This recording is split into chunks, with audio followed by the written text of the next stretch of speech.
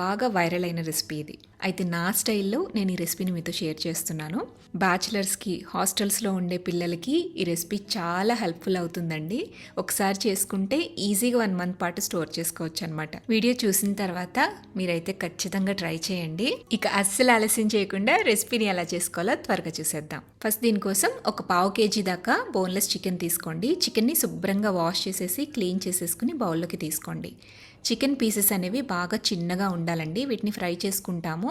So మరీ పెద్ద ముక్కలు కాకుండా ఇక్కడ చూపిస్తున్నట్టుగా ఈ సైజులో చిన్న చిన్న పీసెస్ కింద కట్ చేసుకోండి. ఇప్పుడు ఈ చికెన్లోకి 1 టీ స్పూన్ దాకా ఉప్పు, 1/2 టీ స్పూన్ దాకా పసుపు, 1/2 టీ స్పూన్ దాకా అల్లం వెల్లుల్లి పేస్ట్ కూడా వేసి ఈ చికెన్కి పసుపు, ఉప్పు, అల్లం వెల్లుల్లి పేస్ట్ని బాగా పట్టించాలి. ఇలా అన్నీ బాగా మిక్స్ చేసిన తర్వాత ఈ చికెన్ని కనీసం అరగంట అయినా మ్యారినేట్ చేయండి. ఈలోపు కారపొడిలోకి కావలసిన కొన్ని దినుసులను వేయించుకుందాము. స్టవ్ మీద మందంగా ఉండే ప్యాన్ పెట్టుకోండి.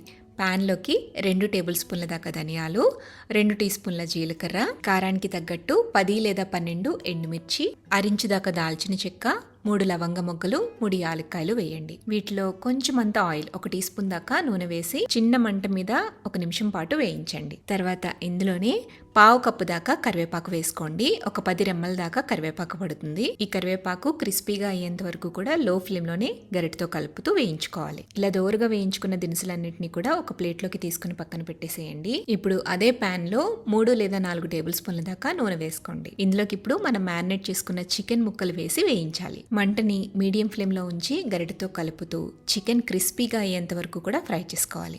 మనం చికెన్ పచ్చడికి ఎలా అయితే వేయించుకుంటామో అదే విధంగా ఈ చికెన్ని ఫ్రై చేసుకోవాలన్నమాట. అప్పుడే మనకి ఈ చికెన్ కారపొడి నిలువ ఉంటుంది. చూడండి, ఈ విధంగా ఇక్కడ చూపిస్తున్న విధంగా ఇలా చికెన్ని బాగా ఫ్రై చేసుకోవాలన్నమాట. మాడిపోకూడదు, అలాగని మెత్తగాను ఉండకూడదు. మీడియం ఫ్లేమ్లో నిదానంగా వేస్తే ఈ చికెన్ ముక్కలు చక్కగా ఫ్రై అవుతాయి. ఇలా వేయించుకున్న చికెన్ ముక్కలన్నిటినీ కూడా ఒక ప్లేట్లోకి తీసుకోండి.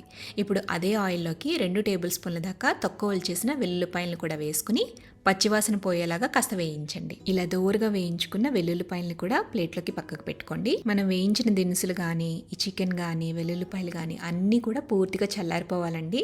కంప్లీట్గా చల్లారిన తర్వాత ఫస్ట్ మిక్సీ జార్లోకి వేయించిన దినుసులు వేసేసేయండి. ఇందులోనే రుచికి తగినంత ఉప్పు, 1/2 టీ స్పూన్ దాకా ఇంగువ, కొంచెం చిన్న ముక్క చింతపండుని కూడా వేసుకోండి. ఫస్ట్ వీటన్నిటిని కూడా మెత్తటి పొడిలాగా గ్రైండ్ చేసుకోవాలి. ఇలా గ్రైండ్ చేసుకున్న పొడిని ఒక పళ్ళెంలోకి తీసుకోండి. ఇప్పుడు మళ్ళీ మిక్సీ గిన్నెలోకి మనం వేయించుకుని పక్కకు తీసుకున్న చికెన్ పీసెస్ వేసి గ్రైండ్ చేయాలి. చికెన్ గ్రైండ్ చేసిన తర్వాత ఇలా పొడి పొడిగా వస్తుంది అనమాట. టెక్స్చర్ చూపిస్తున్న చూడండి, ఈ విధంగా వస్తుంది.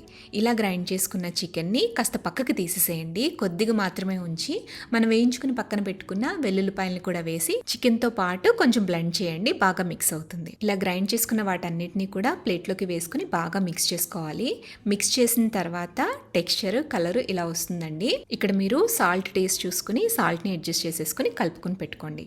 ఇప్పుడు ఈ కారపొడికి మనం తాలింపు పెట్టాలి. ఈ కారపొడి ఎక్కువ రోజులు నిలవ పెట్టుకోవాలి అంటే ఈ స్టెప్ కంపల్సరీ అనమాట. చికెన్ ఫ్రై చేసుకోగా మిగిలిన ఆయిల్ ఉంటుంది కదండి, అందులోనే మనం తాలింపు పెట్టేసుకుంటాము. ప్యాన్ ని స్టవ్ మీద పెట్టి హీట్ చేయండి. నూనె వేడెక్కిన తర్వాత ఇందులోకి 1 టేబుల్ స్పూన్ దాకా దంచుకున్న వెల్లుల్లిపాయలు వేయాలి.